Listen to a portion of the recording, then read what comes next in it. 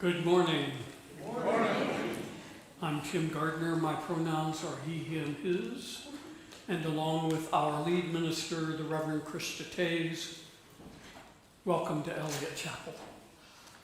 Joining us is our welcome person, Yvonne Sorbel, in the back, waving. Yvonne is here for our new guests. And Sharon Morgan is over here for Sunday pastoral care if something is weighing on your heart. Thank you, Sharon. If you have young children staying with you in the service and they start to get restless, you are welcome to take them to the fellowship hall where there is a live feed of the service and they can run all they want. And so can you.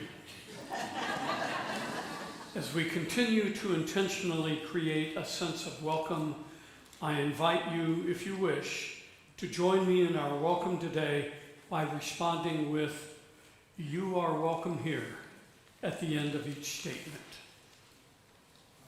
If you are an immigrant, a refugee, or a person without documentation, you are welcome here.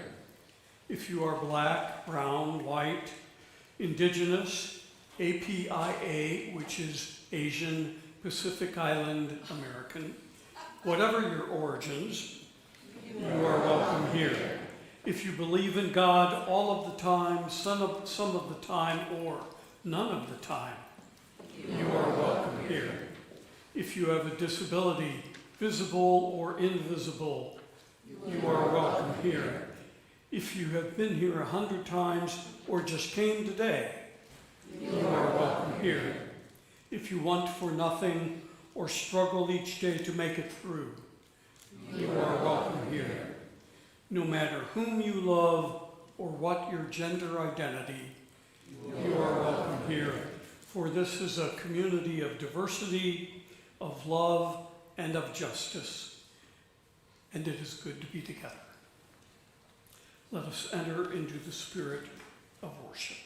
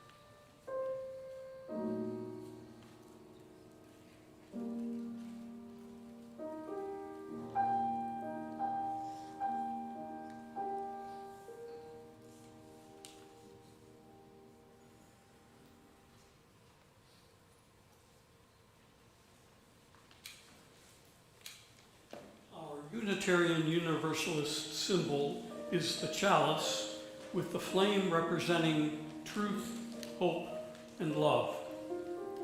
Today, our chalice lighting words are from Anastasie de Roche. We kindle this chalice not only because it originated in antiquity, but because this symbol combats malice. This burning flame represented hope during the bleakness of World War II, a sign of refuge, meaning death was circumvented, if only for that night. This emblem, a flame and a chalice encircled twice, assured weary refugees fleeing Nazi persecution that for a time they had found safety and respite. Today, this beacon shining bright reminds us to summon the strength to extend care and love to those in need forthright. We ignite this flame today for our shared humanity. Please rise in body or spirit for our opening hymn 128, For All That Is Our Life, 128, and remain standing for the congregational covenant.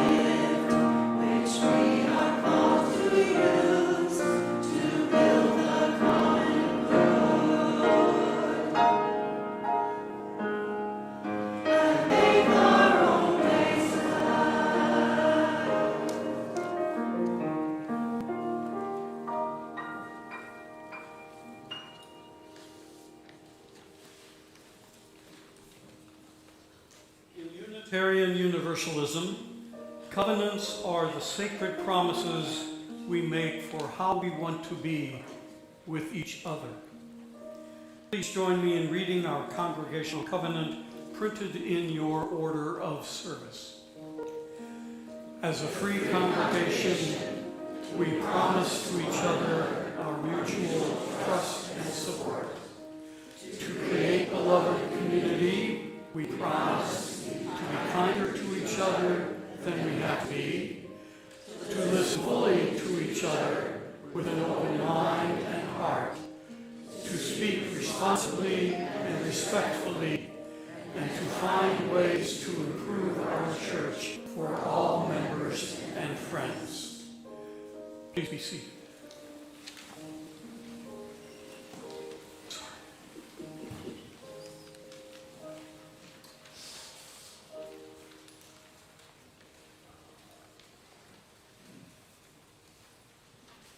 Today's wisdom story is a playful rendition of Pandora's jar.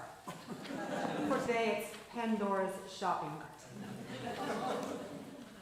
A long time ago, the gods gave Prometheus and Epiphanius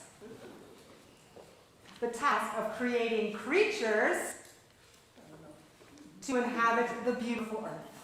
And the two siblings gave each creature a special quality from a jar in their workshop. Wings, scales, webbed feet,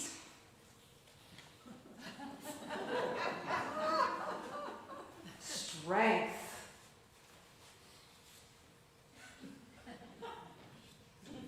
courage, wisdom,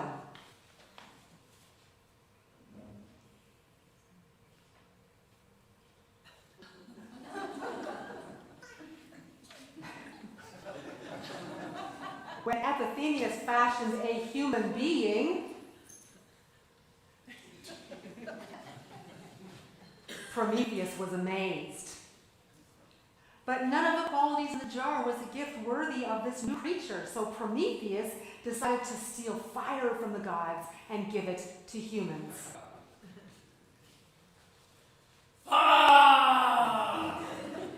And thus humans became more powerful than all the animals. But the gods were angry that humans had such power, so they made a plan.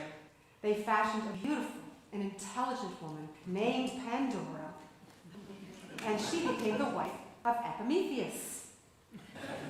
Pandora was curious about everything on the earth.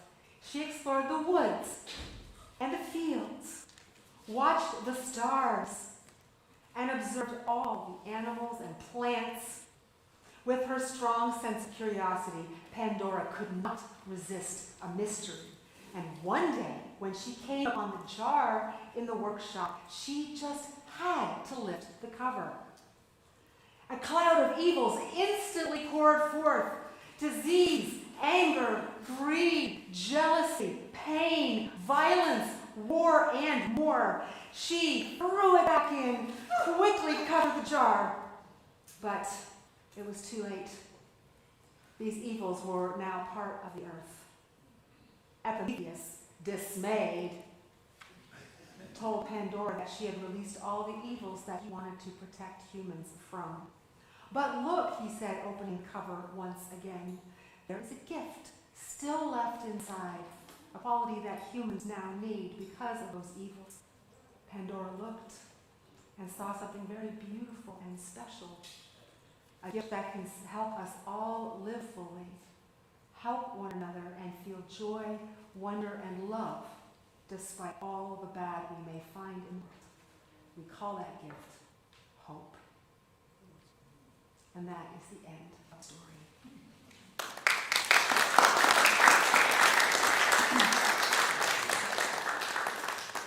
Now I invite you to stay seated for our meditative comfort me while we carry this down.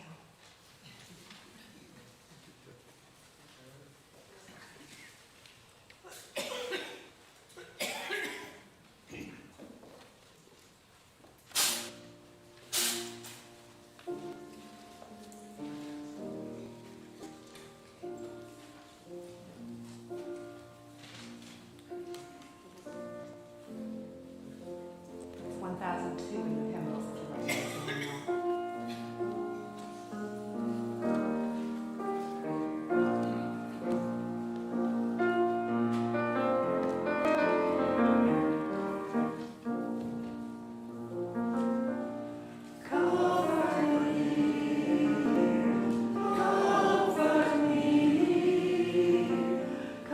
Comfort me, O my soul.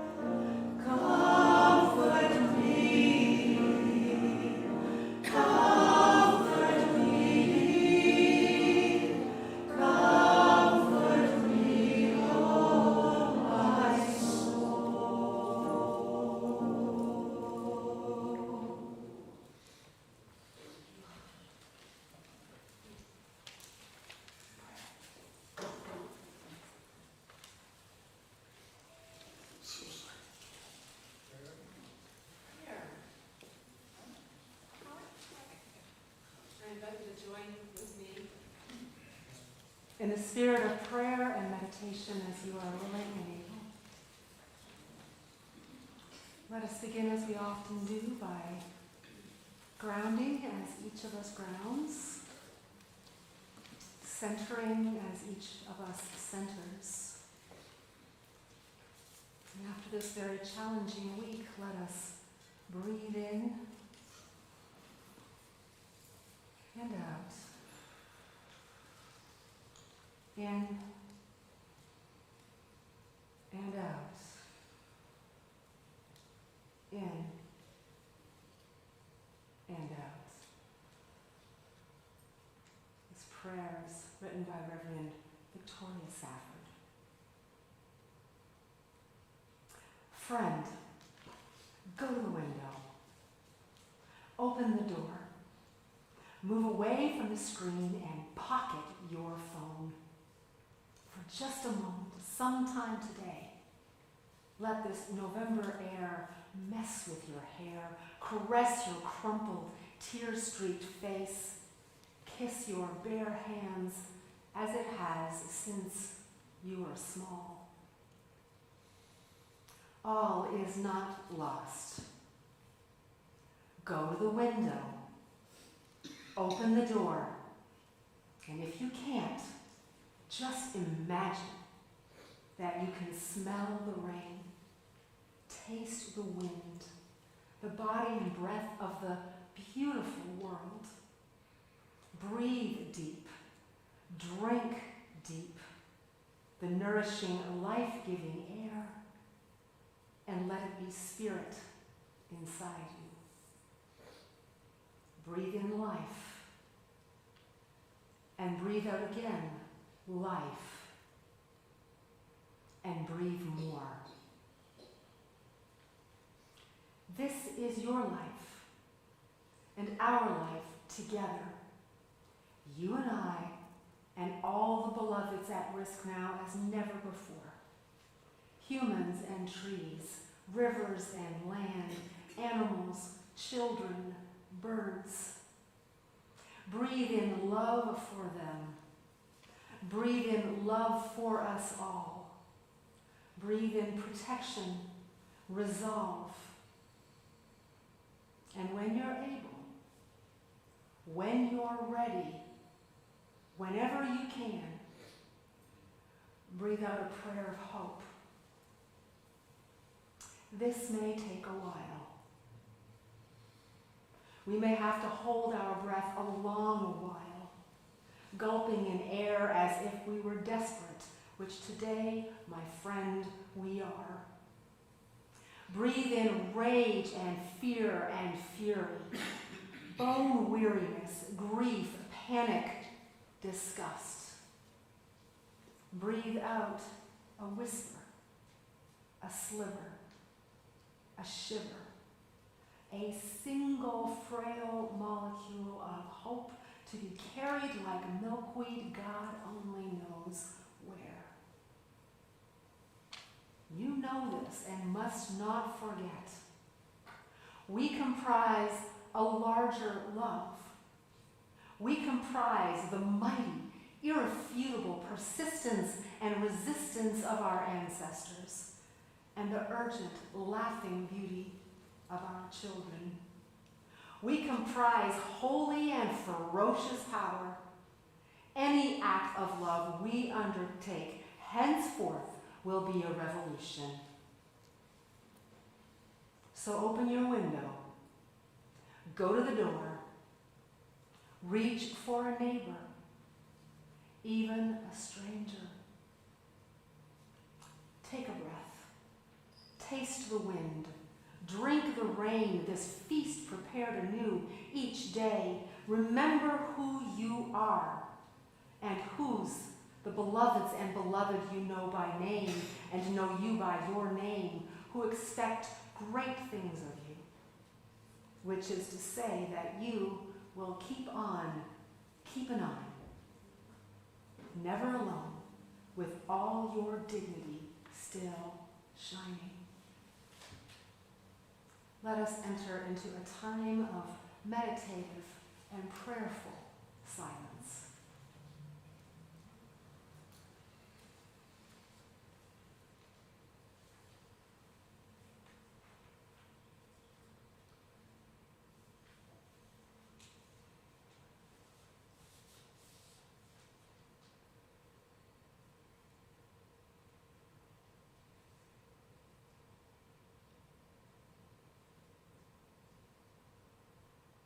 Let us speak the names of those we would hold in the love of the crucible of this community.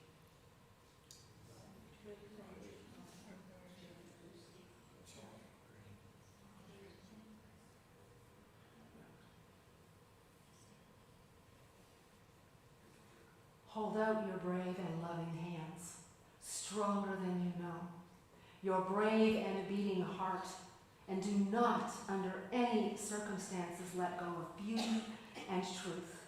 Do not let go of faith and hope and love. Amen and blessed be.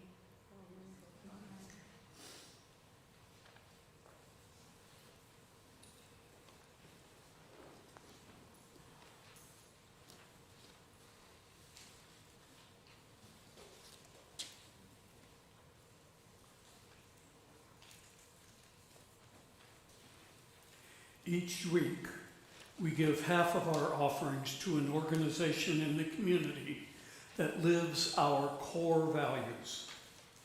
This month, our shared plate partner is our old friend, Room at the Inn. And here to describe the work Room at the Inn is currently doing is her executive director, Laurie Phillips.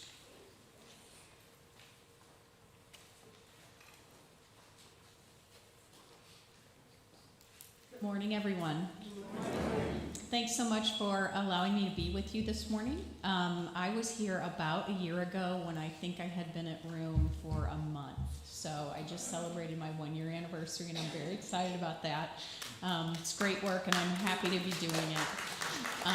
So for those of you who don't know, Room at the Inn, and I'm gonna express our sincere gratitude to Eliot Chapel. You are, I believe, our longest serving congregational partner and the most active when we operated our night sites. So our previous model was a day site for, we provide emergency shelter for families with children.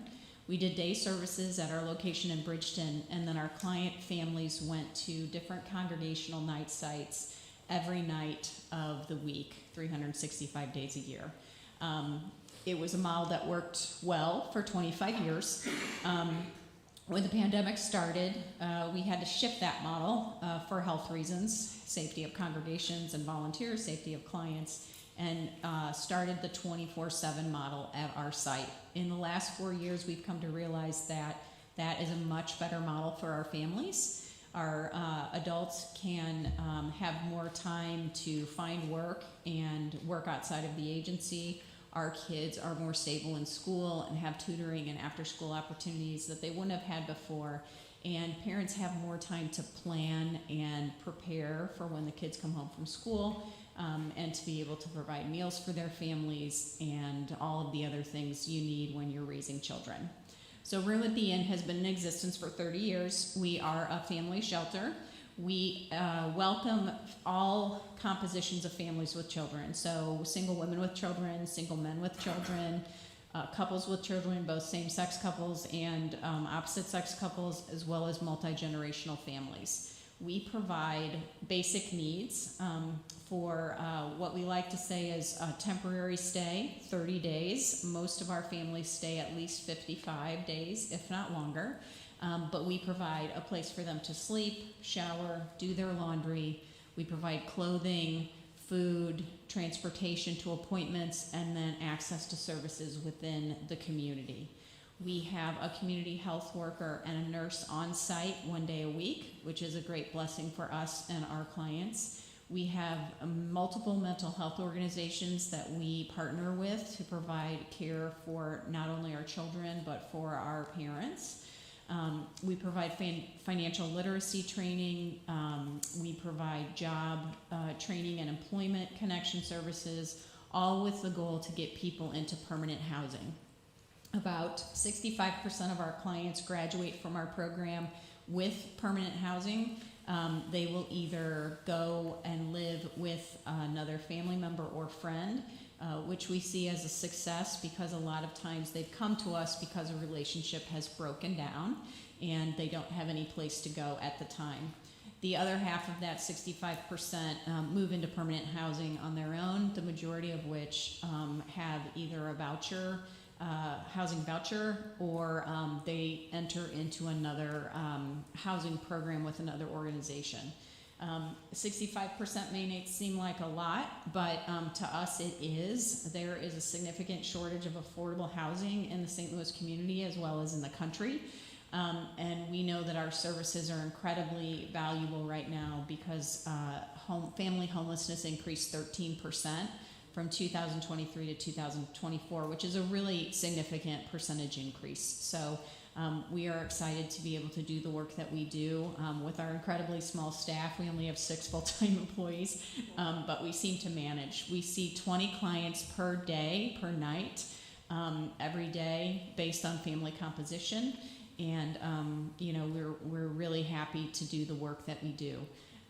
One of the exciting things that's happening, and I did speak about this last year, but we're so much closer now than we were then, is we are going to renovate the facility that we were gifted in Bridgeton and increase our client capacity by 75%. So we should be able to move from 20 clients per night to 35. We're going to have additional family sleeping rooms as well as adjoining family sleeping rooms. So a lot of times we'll have a single parent with a lot of young children. We don't have rooms big enough to accommodate. So in the new floor plan, we will have rooms big enough to accommodate a single parent with 3, 4, or even 5 small children, so that the parent can maintain access to the kids at all times. We're also increasing our capacity for services. So we're building a specific technology room and a library. We're going to expand our preschool room as well as our teen area for our school-age children. We're going to have 2 training rooms, one larger and one smaller, and a really tricked out client kitchen where we'll be able to do nutritional and dietary training and services, as well as allow our families, more than one family at a time. Right now they're fighting for kitchen time to be able to prepare meals. So that will be wonderful. And we're also excited to be able to add more bathrooms. So if you've been to our building, we have 2 showers. That's not enough for 20 people. There's a sign-up list. It's a thing. So we'll have 7 ADA accessible showers for our families that are much better located in the building and allow them the privacy they need to be able to care for themselves and their children. So we're really excited about that happening. Yesterday, we had a work day. We're moving out of our building for the next 12 months, and we found a space in Florissant where we're going to stay. So we had a work day yesterday. About 50 people came and helped us paint, clean, move furniture, straighten things up, throw things away. We've got another work day on Wednesday morning, and then next Saturday again. If anybody wants to help, you can go to our website. There's a sign-up genius out there. But we're really fortunate to have the partnership with Mary Grove, which is an organization in Florissant that has a building that we can share for the next 12 months. We'll move out on December 6th, and then we will start construction on December 9th. So we move out Friday, construction starts on Monday, and we hope to be back within the next year. So we're thrilled about that, and I wanted to share that really good news, because when I was here last year, I think I said the same thing, but I didn't have any dates or times or places to go, so now we're secure in where we're going and what we're doing. I know that this past week has been difficult for a lot of us politically. We've had a rough week at the agency, trying to figure out what our place in this new political environment might be. But I wanted to end with a story about a family that we've been helping. So we've got a mother with 2 young children. Mom suffers from a pretty significant substance use disorder, and her youngest child is just 3 weeks old. So she has struggled with this substance use disorder for a long time. I am a social worker. I don't do a lot of social work anymore, but I was able to do it this week. which kind of restores my faith in humanity a little bit. And I was able to counsel the mom and work with her to determine whether or not she was willing to go into a 3-day detox program so that she could then get into an outpatient substance use disorder treatment program. It was humbling for me, and I realized during that conversation that she and I were much more alike than we are different. We have some shared experiences that we could use to connect. And just Friday afternoon, we sent her to the detox program. Her kids are very well cared for by a family member, and we're hoping that this is the first step in her journey to health and healing. So regardless of all the craziness that's going on in the world right now, we are incredibly fortunate to do the work that we do. Incredibly thankful for all of you and your support of Room at the Inn and other agencies like ours, and thank you again for letting me be with you this morning.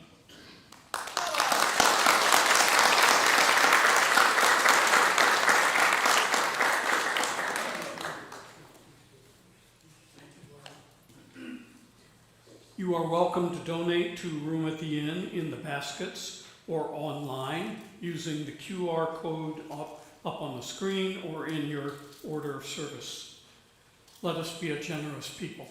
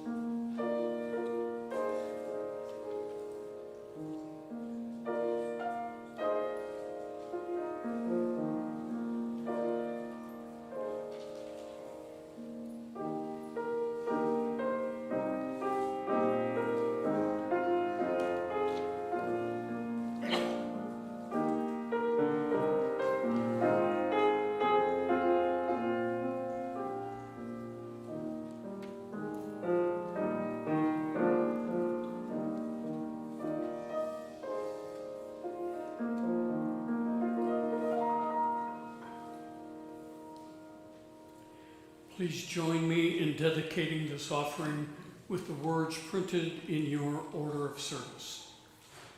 To the work of the church, which is weaving a tapestry of love and action, we dedicate our lives, and these are offerings. Thank you.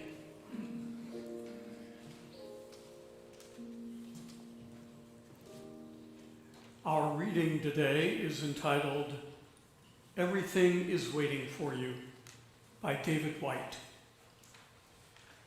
Your great mistake is to act the drama as if you were alone, as if life were a progressive and cunning crime, with no witness to the tiny hidden transgressions. To feel abandoned is to deny the intimacy of your surroundings. Surely, even you at times have felt the grand array, the swelling presence of the chorus crowding out your solo voice. You must note the way the soap dish enables you, or the window latch grants you freedom. Alertness is the hidden discipline of familiarity. The stairs are your mentor of things to come.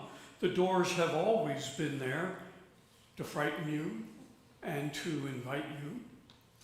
And the tiny speaker in the phone is your dream ladder to divinity. Put down the weight of your aloneness and ease into the conversation. The kettle is singing even as it pours you a drink. The cooking pots have left their arrogant aloofness and seen the good in you at last. All the birds and creatures of the world are unutterably themselves. Everything is waiting for you.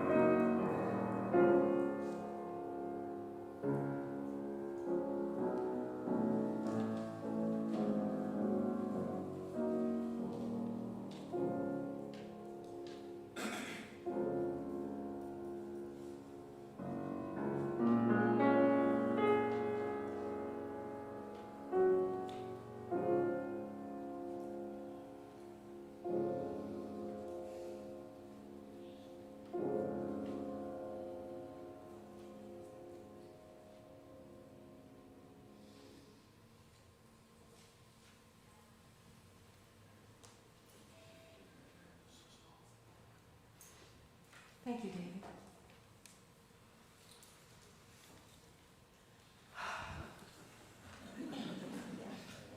Here we are.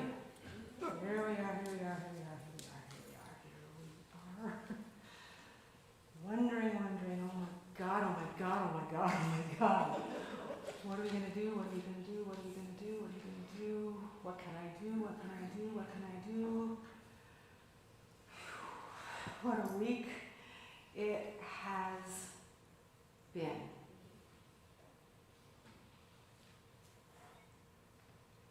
Let me tell you how I spent Tuesday, the day of the general election. I was here all day, which I usually am. Tuesdays is like a big day for me around here.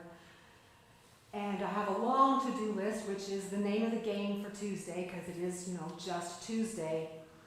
And there was rain coming in everywhere, because we had, 8 inches, in less than 24 hours. There was 18 inches of rain in the dungeon, which is below this chancel. Water streaming into the copy room, even up from the floor, like the old exterior wall of Adams Hall. If you've been around that long, and the new one to the tower, water was bubbling up between those. Anyways, for those of you who are working on that water problem, we are in your gratitude. And yet, the whole day I was like just this weird calm. I had this calm. I was focused.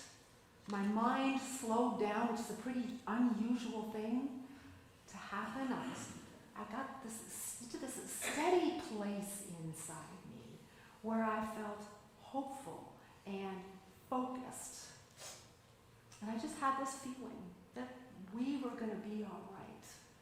And I was trusting that feeling. And then I drove home, still in rain. It was silent. For the last couple of months, I've stopped listening to music in my van when I'm driving home. I have a half-hour drive. I'm a child of the late 90s electronica, so I let things kind of like go when I'm driving home, all that energy. Not in the last 6, 7, 8 weeks. It's too loud. It's been so loud. With my text messaging, which I use a train sound for that. Why did I do that? My horns tooting at me all day long, asking for money, looking like nonstop at the New York Times, Washington Post headlines. There's no room left for music. And then I got home, and CNN was on, and within minutes I knew that I couldn't take it. I just couldn't take it. There were numbers coming in, and then there were all those pundits analyzing the numbers, what they might mean, what it might portend. There were the charts and the graphs and the red light things going around. And I raised my anxiety so much I started to cry. And I said to my partner, we can't do this tonight. I can't do this tonight. And this is the first time since I moved to the U.S. and watched President Bush win re-election against Kerry in 2004 that I haven't been glued to the election night coverage. Instead, we watched Bridgerton. We're watching season 3 for the third time since it was released last spring. If you don't watch Bridgerton, spoiler alert, if you don't want to know any more about it, put some white noise on, but here we go. Bridgerton is a romance set in the Regency period of England. And it centers on an upper-class family with 8 drop-dead beautiful children and their strong, gorgeous, loving mother. And season by season, children find the loves of their lives and get married off. Now, this may sound quite shallow, and parts of it are. But this is a Shonda Rhimes project. And she is a brilliant Black American television producer and screenwriter, and she is outstanding. So the show is about Regency England, but it's not about Regency England. The show is about romance, but it's not about romance. It's about a bigger kind of love. Bridgerton, at its root, is about claiming dignity and freedom, despite the rigid expectations, prejudices, and structures in which the characters live. And the storyline connecting all the seasons is the intrigue of the anonymous gossip columnist with the pen name Lady Witherspoon. And Julie Andrews' gorgeous voice, Lady Witherspoon, who covers all the drama and with her sarcasm and wit exacerbates the queen, who sets the rules, grants her favor or withdraws it, and wishes to be perceived as always in control and always right. And she is bent on taking Lady Witherspoon down. So this is what we watched. And from time to time, we paused and checked the headlines, not good, but things could turn around right, Let's watch another episode. And that's what we did all evening. So in season 3, Queen Charlotte offers a £5,000 reward for whoever reveals the identity of Lady Witherspoon. And the plot thickens, because Cressida Cowper, a quite unlikable young woman who we know isn't Lady Witherspoon, declares that it is she.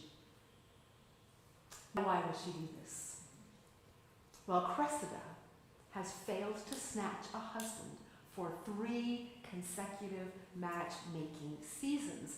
And in Regency England, you might as well have hit menopause by that time.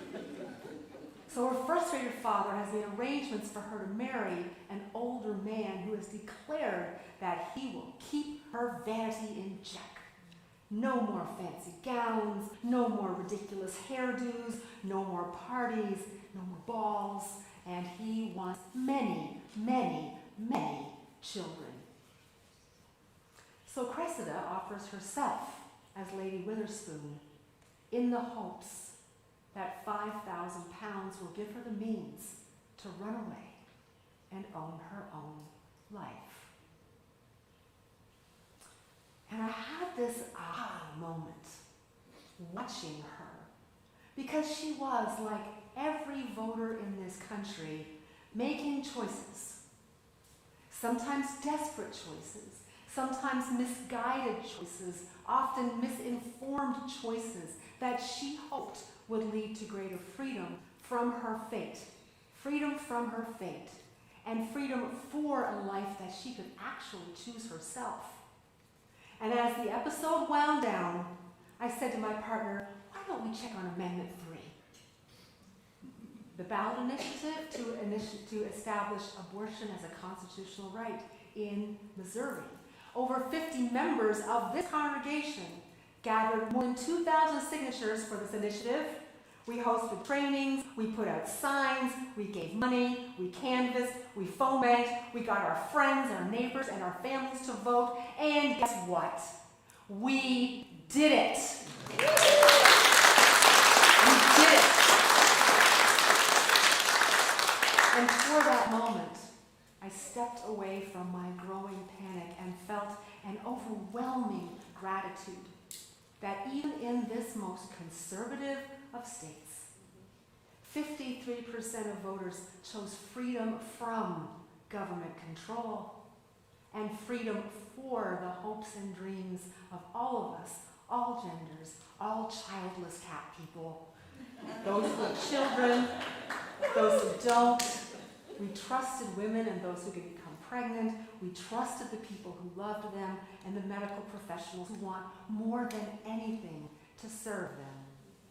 We have, in Missouri, restored bodily autonomy, which for Unitarian Universalists is sacred, if you haven't seen the sign in the front lawn. And on December 6th, our bodies will legally belong to us again.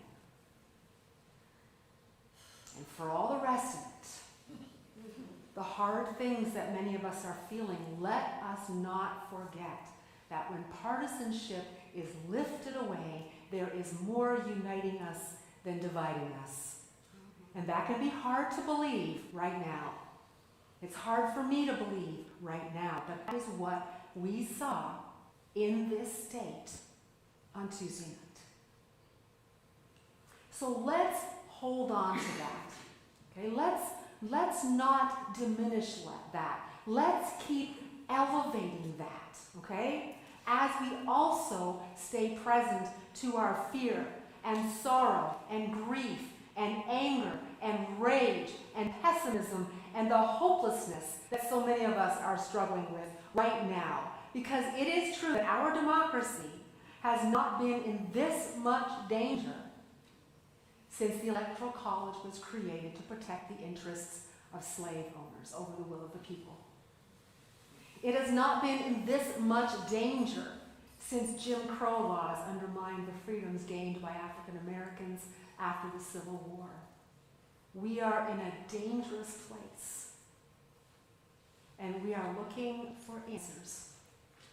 How do we protect ourselves in the next 4 years? How do we protect those that we love? How can we shield those who are most vulnerable? What are we called to do and to be now? What are we going to do? And today I want to offer us something to think about.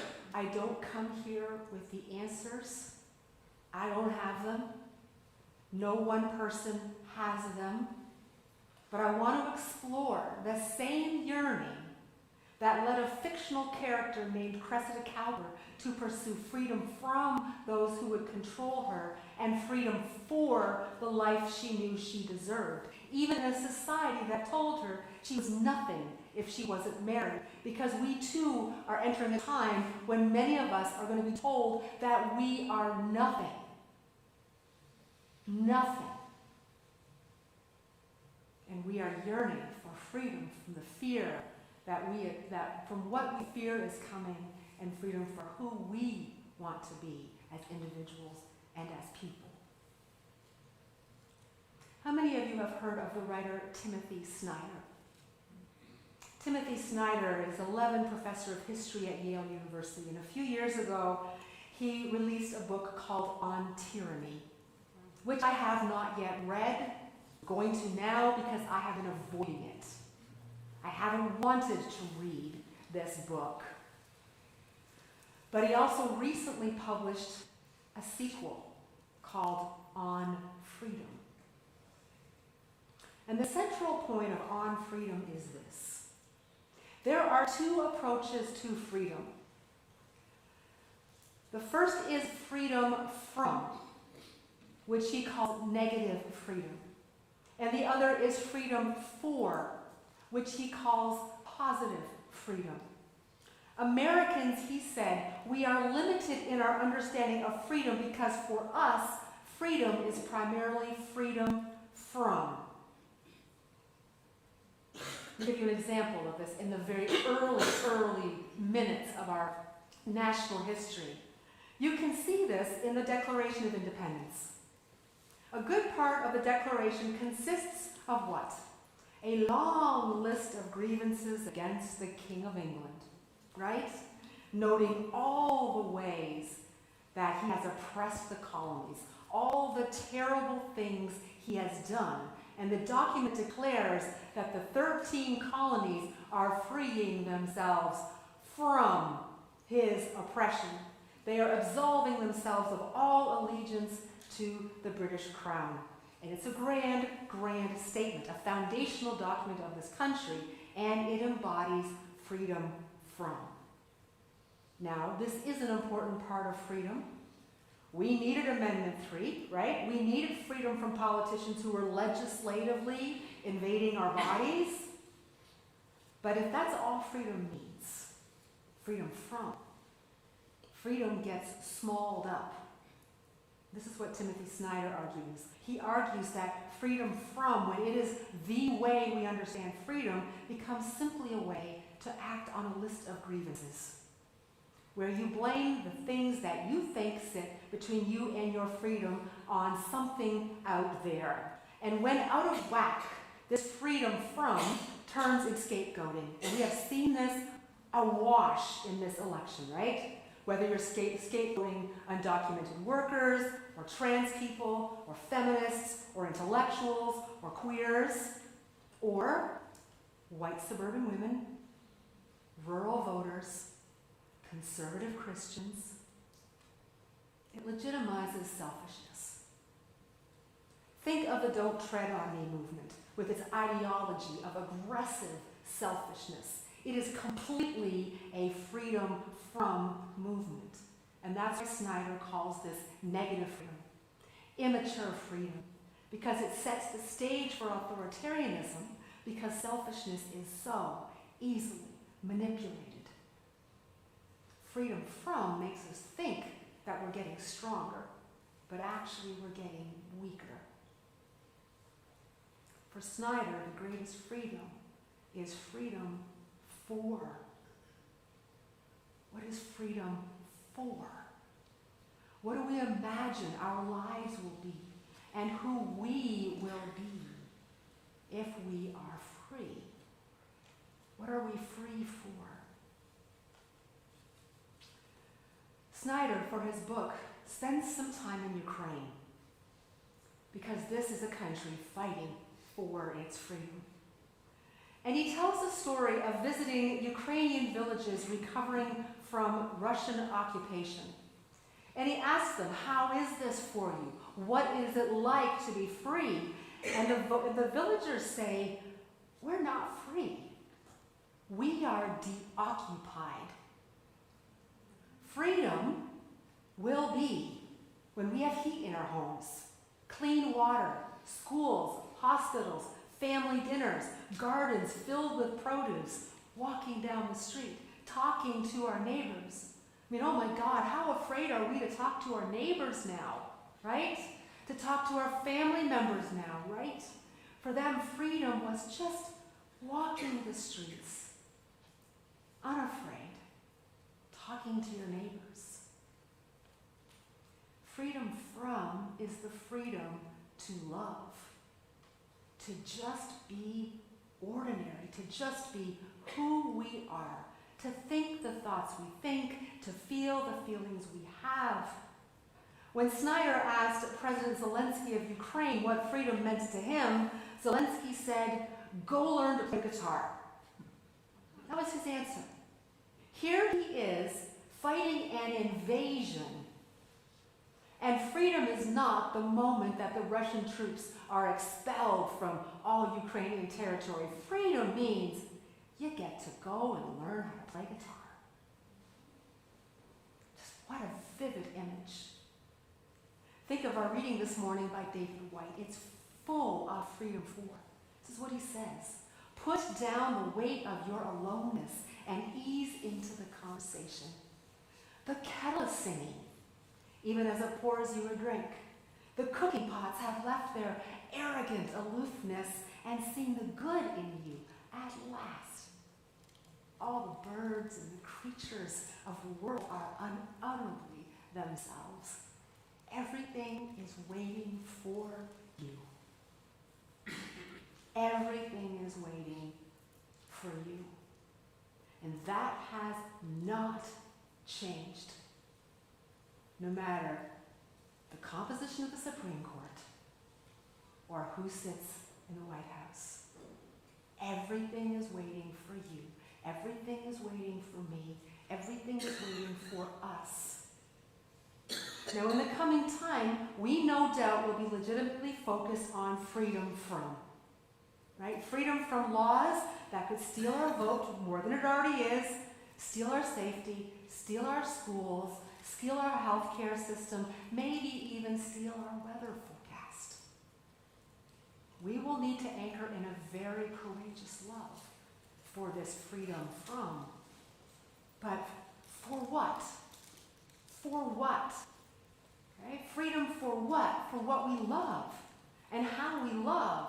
The love that draws us towards each other, not away from each other, into empathy and care and hope, and ultimately into beloved community, which is what we have right here. We have what we need right here. The kettle is already whistling right here. We have been reweaving the fabric of this community since it thinned during the pandemic. We have been preparing for this moment. We have been preparing this freedom for journey that we've always been on. Always. Nothing changes. The work hasn't changed. It's just gotten more urgent. We have been preparing ourselves as a beloved community for freedom for since these faiths emerged hundreds of years ago. It's not perfect.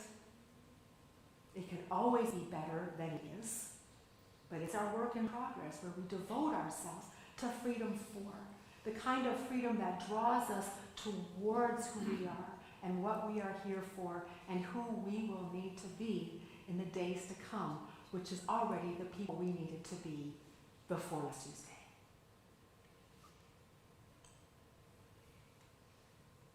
This is what we're here for, to meet this moment. So what were you doing on Tuesday, on election day, on election night? What were you doing? After the post-election vesper service that we held here on Wednesday, and the sanctuary was full, let me tell you, it was full. Jeff Sove, a member of this congregation, came up and shared his story of election night. and he's given me permission to offer it to you. He talks about having developed this pessimism over the last 8 years. That's always with him. And he so wanted to move away from that pessimism. And as it got later into the evening and the numbers kept on coming and coming and coming, he was weighed down by this pessimism. And he decided to shut off the coverage and go to sleep. And as he was turning out the lights, something on the kitchen counter caught his eye. And it was that gift bag with the large "Love is the Answer" sticker. This one that was given out 2 weeks ago. Doesn't that feel like 2 years ago by now? Love is the answer. Woo. Love is the answer. Love is the answer. Love the answer. Love is the answer. Love is the answer. Love is the answer. And he picked it up, and he was reminded of the overwhelming joy of that day. And it gave him some peace. It allowed him to ground himself in what he was thankful for in his life, including this congregation. And he no longer had the same sense of hopelessness. What do you love? Do it again and again and again. What makes you want to get up in the morning? Treasure it. Treasure it. What lights up your day? Feed it fuel so the light gets brighter and brighter, because we will need to be grounded in the liberating love of Freedom 4 as we journey together through this time. Join with me, my friends. We have a journey to travel. Let us be thankful that we have each other. Amen. Excuse me. So, we're going to sing Hush. This is an spiritual. I want to honor the history that it came from. It can be sung quietly. It's usually started off quietly, and then it grows and it grows until we then come back into the quietness and the peace and the hope that it offers us. Please rise in body or spirit as you do and remain standing then for our chalice extinguishing and benediction.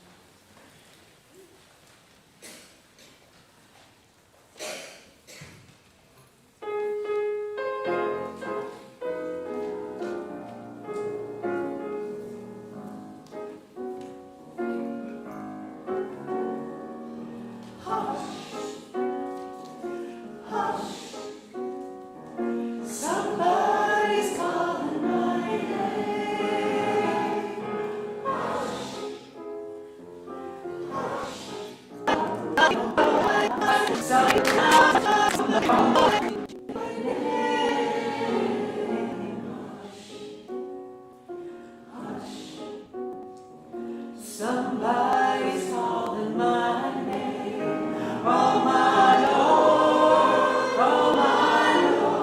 what shall I do? What shall I do?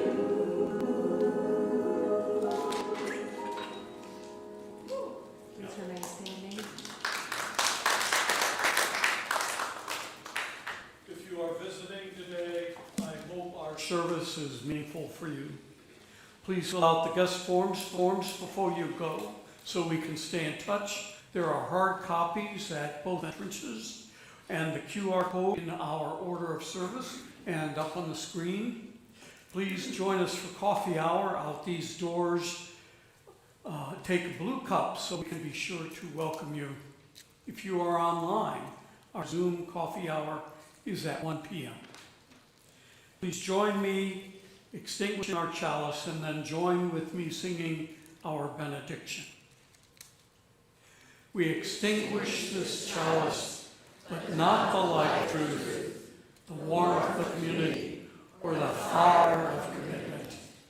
These we carry in our hearts until start together again. All right, we're going to do something a little different today. Normally we say the postlude is one final gift of music. Today, you are the one final gift of music. Many of you know the song, "We Will Keep a Place for You."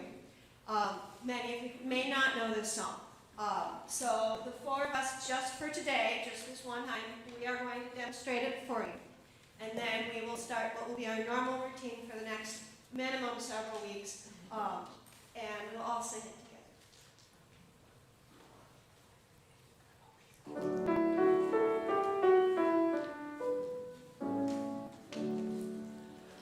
We will keep a place for you wherever you may go. We'll sustain this home of faith and love you come to know. Go in peace, bring hope to hearts that yearn. We will keep a place for you till you return. Your turn. We will keep a place for you wherever you may go. We'll sustain this home of faith and love you've come to know. Go in peace, bring hope to hearts that yearn. We will keep a place for you till you return. And now may the Spirit of life hold you, may love bless you, and may joy find a place in your days. Go in peace.